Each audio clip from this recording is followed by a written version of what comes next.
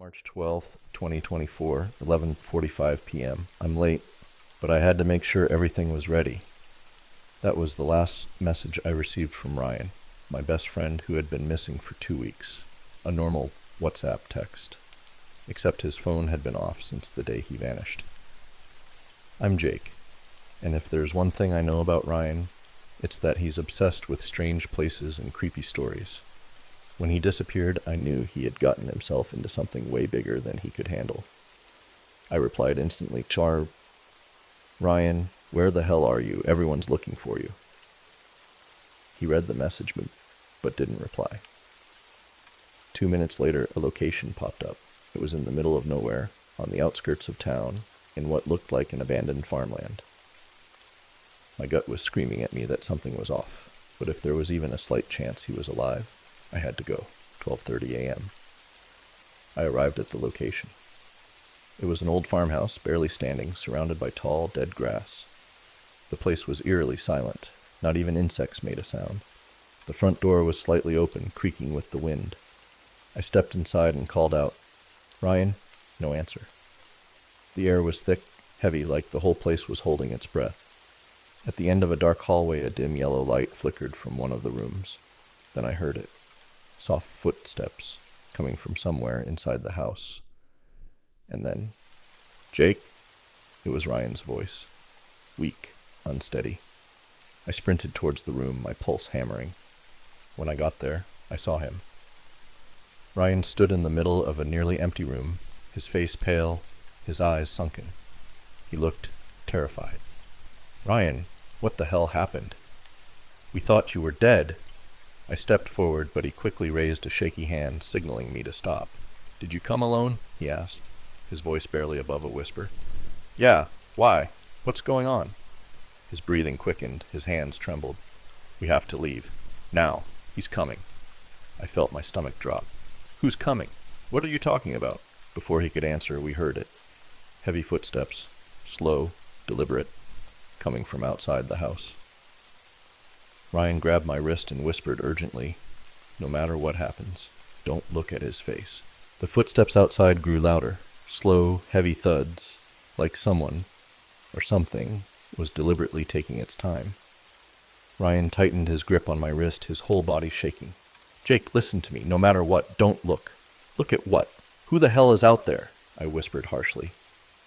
Before he could answer, the footsteps stopped, right outside the door. The room fell into complete silence. Even the wind outside seemed to have died. Then, knock, knock, knock. 3 slow, heavy knocks on the wooden doorframe. Ryan pressed himself against the wall, his breathing ragged. I could feel my own heartbeat pounding in my ears. And then, a voice. Not just any voice. Mine. "Jake, open the door." I felt my blood turn ice cold.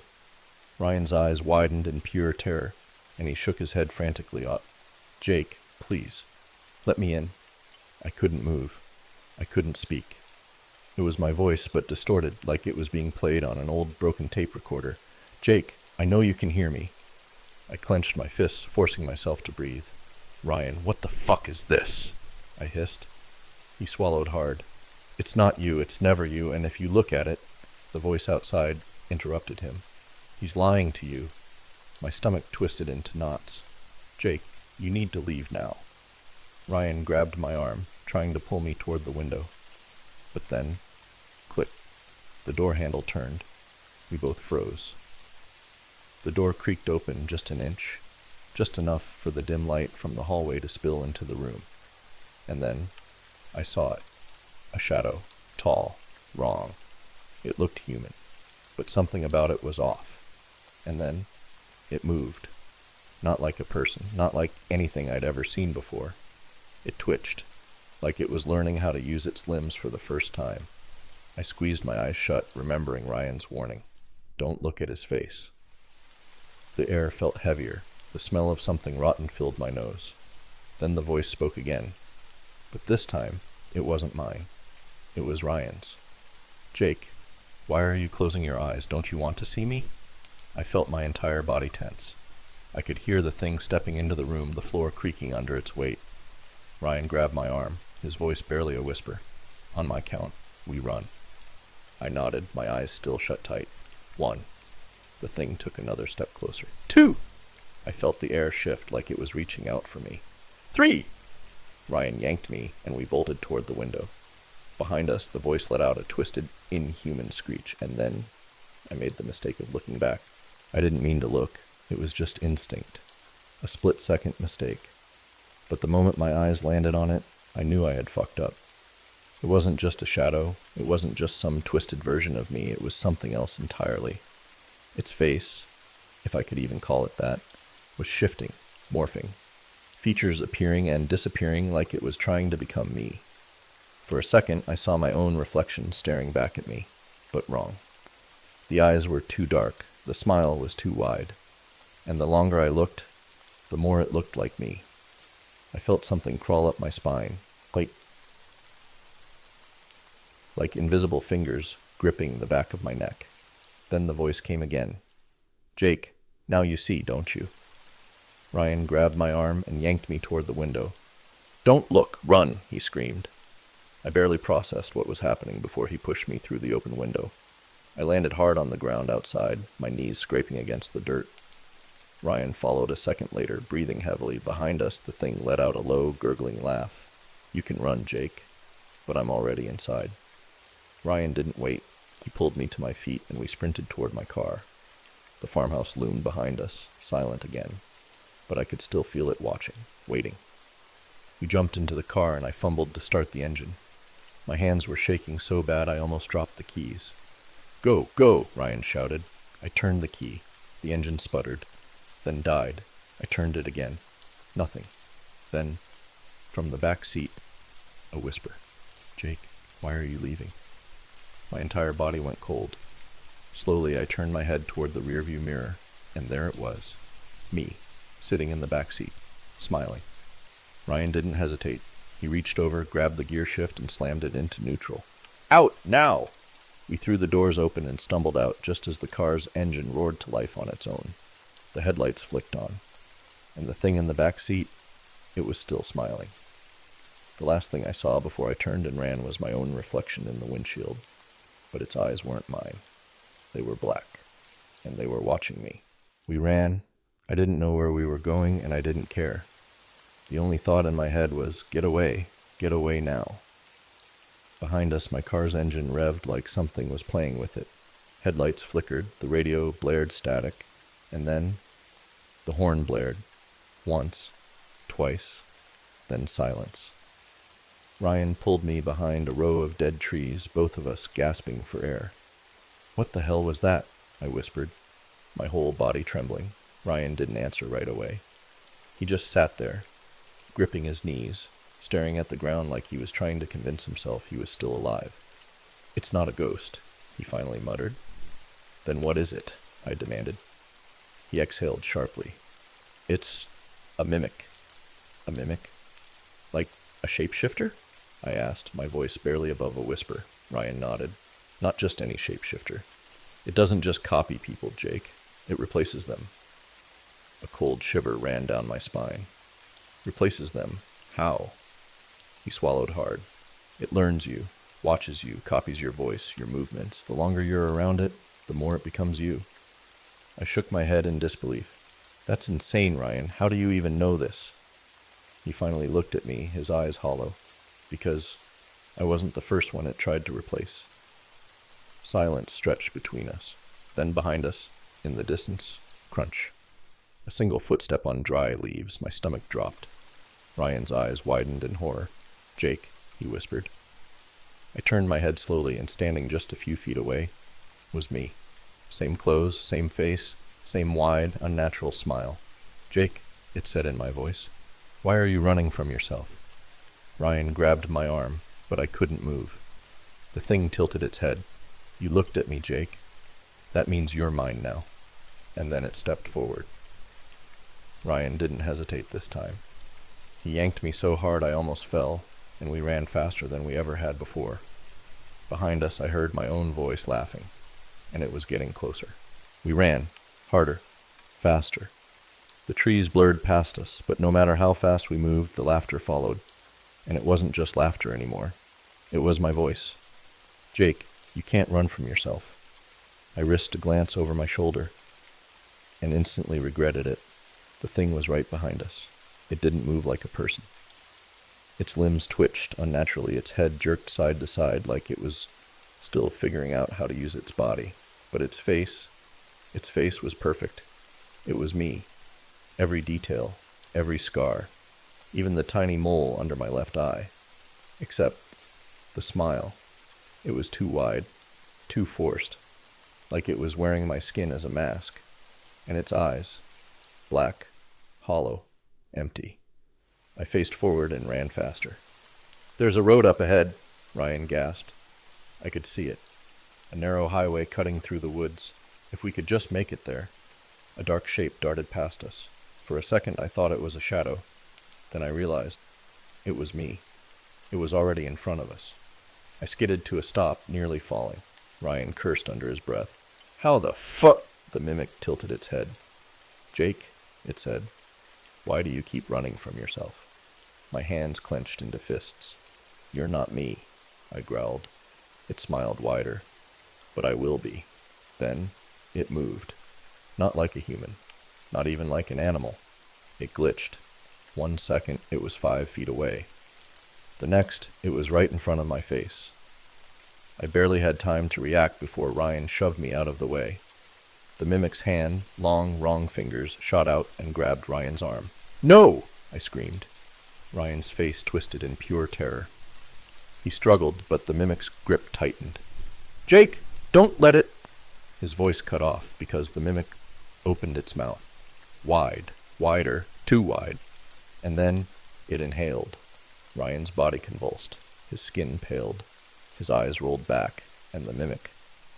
It started changing. Ryan's features melted onto its face. His voice echoed in the air. "Jake." I lunged forward and tore Ryan away from it. We both hit the ground hard. Ryan coughed violently, his face drenched in sweat. The mimic twitched. Its head snapped towards me. And it wasn't just me anymore. Half its face was me. The other half was Ryan. It let out a slow, distorted laugh. "2 for the price of 1, it whispered. Then it took a step forward. I knew then we weren't making it out of this alive. I didn't think. I just grabbed Ryan and ran. My legs burned, my chest ached, but I didn't stop. Because behind us, it was still coming. And now, it wasn't just me. It wasn't just Ryan. It was both. The mimic's face twisted and flickered between us. 1 second, it had my eyes. The next, Ryan's mouth. Then it was something else entirely, a grotesque mix of both of us, melting together. "Jake." Its voice was wrong. A warped, echoing version of our voices blended together. "You're making this harder than it needs to be." I pushed harder. We were close to the road now, so close. Then headlights. A car. I screamed, waving my arms. "Stop, please!" The car skidded to a halt. The driver, a middle-aged man, jumped out, looking confused. "What the hell?" Ryan and I practically collapsed onto the pavement. "Help us!" I gasped. The man's eyes widened, then shifted past us. His face drained of color. "Jesus Christ," he whispered. I turned. The mimic had stopped. It stood just beyond the tree line, watching. Still wearing me. Still wearing Ryan. But now, it was smiling. A slow, wide, knowing smile. The driver wasted no time. "Get in the car, now!" Ryan and I barely had the strength to move, but we didn't hesitate. The second we slammed the doors shut, the driver peeled off. I turned in my seat, watching through the back window. The mimic didn't chase us. It didn't move. It just stood there, still smiling. Then, right before we turned the corner, it waved and mouthed 2 words. "See you." The ride was silent. Ryan was slumped against the seat, pale and shaking. The driver kept his eyes on the road, gripping the wheel so hard his knuckles turned white. And me, I just stared out the window, waiting for the mimic to appear again, for that smile to creep out from the darkness, for it to finish what it started. But nothing happened. The forest disappeared behind us, replaced by open road and dimly lit gas stations. It was over. Or at least, that's what I wanted to believe. What the hell was that thing? The driver finally spoke. Beep. His voice low. I hesitated. What was I supposed to say? That something tried to become me? That it almost succeeded? Ryan exhaled shakily. You wouldn't believe us. The driver glanced at us through the rearview mirror.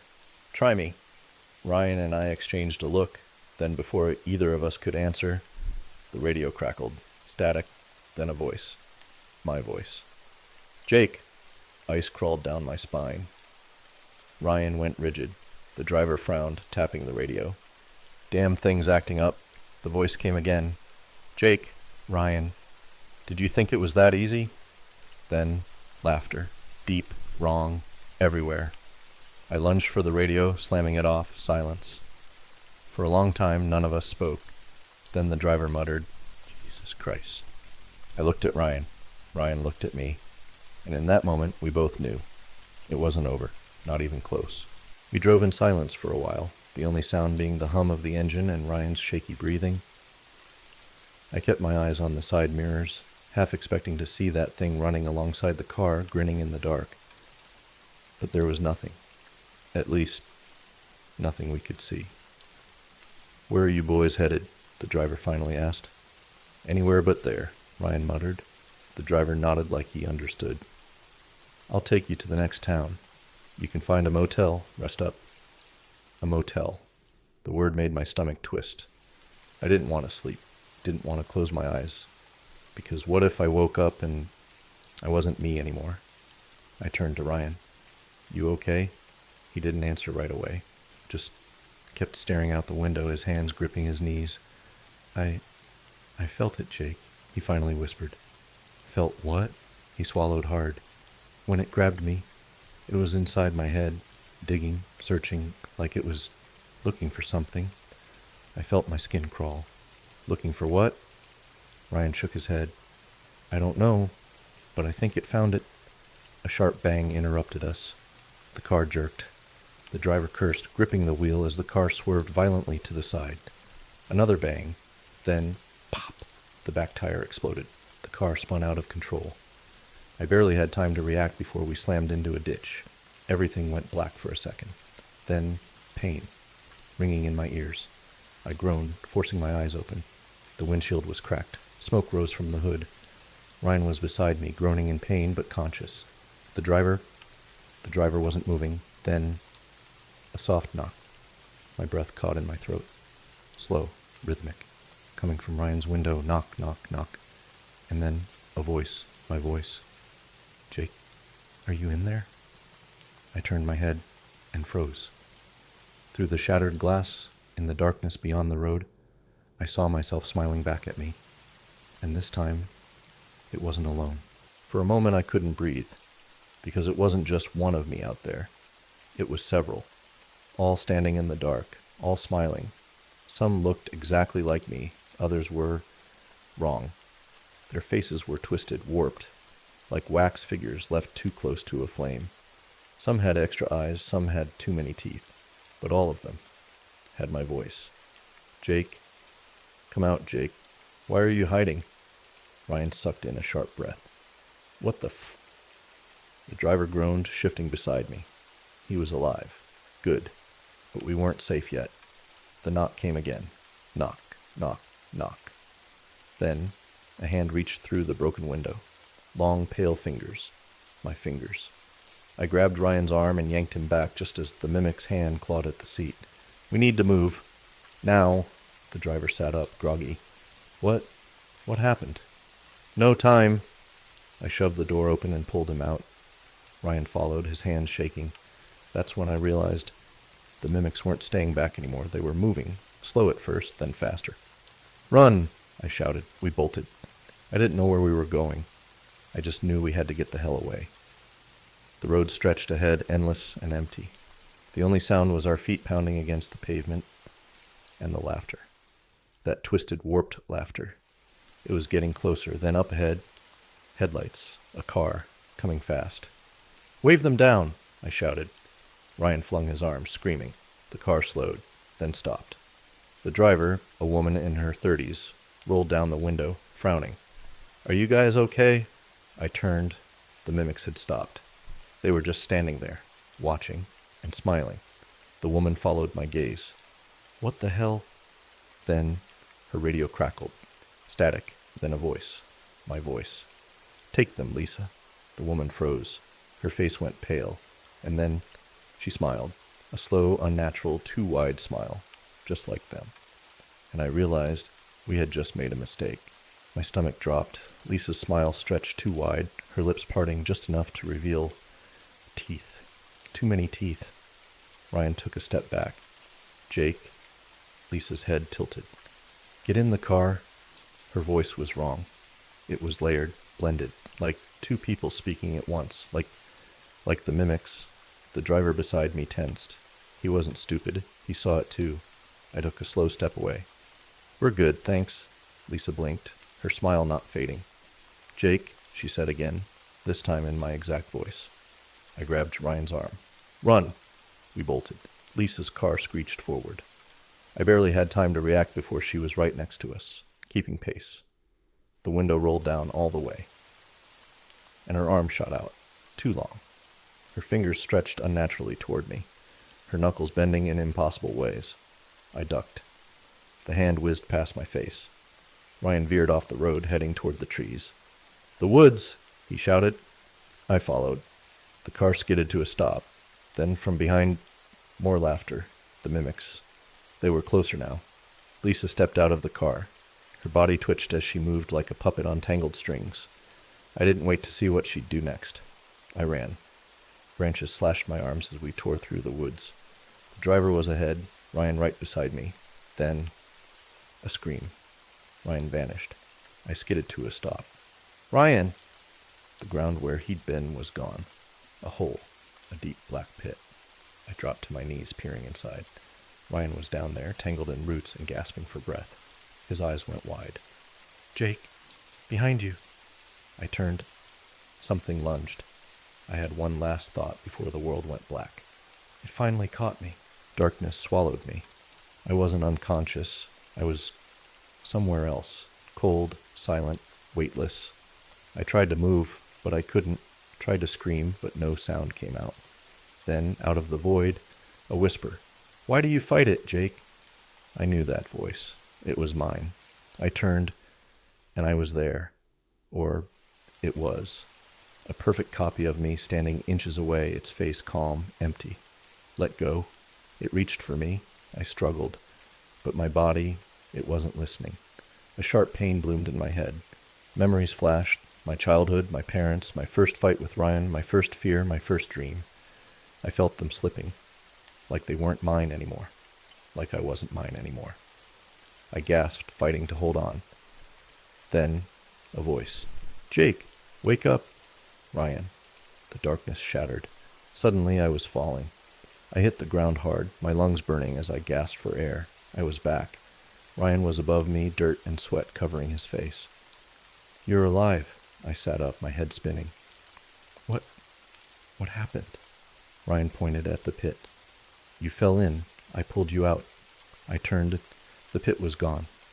Like it had never been there. But that wasn't the worst part. The worst part was I didn't feel right. Like something inside me was different, wrong. Ryan helped me up. "Come on, we need to go." The mimics, a sound cut him off. Not laughter this time. Screaming. From the road. I turned. Lisa. She was on the ground, her body convulsing, her mouth stretching open. And from inside her, something was crawling out. Something that looked just like me. And it was smiling. Lisa's body twitched violently, her limbs bending at unnatural angles as she let out an ear-piercing shriek. But I wasn't looking at her anymore. I was looking at what was coming out of her. A figure, identical to me, was pulling itself free, its hands pressing against the ground, its head tilting unnaturally as it locked eyes with me. And then it grinned. Not just a normal grin. A perfect, mirrored copy of my own smile. A chill ran down my spine. Ryan grabbed my arm. "Jake, we need to go." But I couldn't move, because for the first time, I wasn't sure if I was still me. Something had changed when I was in that void. I could feel it, like a shadow in the back of my mind, like something else was watching through my eyes. Lisa let out one final, sickening crack, and then she stopped. Her body lay still, empty, like she had never been a person at all, just a shell. The mimic, my mimic, stood up, dusting itself off, and then, in my exact voice, it spoke. "You took something from us, Jake." I felt my chest tighten. "What do you mean?" The grin widened. "You don't remember, do you?" I turned to Ryan. "What is it talking about?" But Ryan looked just as lost as I was. The mimic stepped closer. "You're not supposed to be here, Jake." My hands clenched into fists. "What the hell does that mean?" The mimic tilted its head, studying me. Then, with a smirk, it whispered, "You were never supposed to leave that town." A flash of memory slammed into my brain. A motel room, a night long ago, a decision I had forgotten. Or rather, something had made me forget. And suddenly I realized the mimics weren't just hunting us. They were correcting a mistake.